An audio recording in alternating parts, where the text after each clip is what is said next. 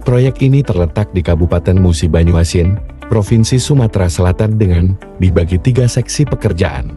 Pada saat ini PT Pembangunan Perumahan dan PT Nindya Karya KSO mengerjakan seksi 2, di mana panjang penanganan pekerjaan 11 km, terbagi menjadi 4 zona.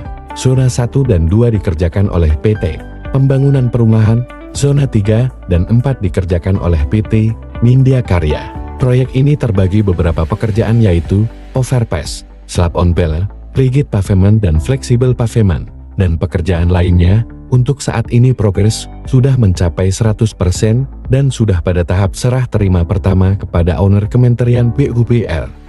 Sehingga jalan tol ini dapat difungsikan sebagaimana mestinya. Berikut video progres pekerjaan yang telah mencapai 100% kami tampilkan. Mohon doanya agar jalan tol ini cepat diresmikan dan bisa dinikmati bagi pengguna jalan yang akan melintas melewati Provinsi Sumatera Selatan sampai ke Provinsi Jambi. Terima kasih, selamat menyaksikan.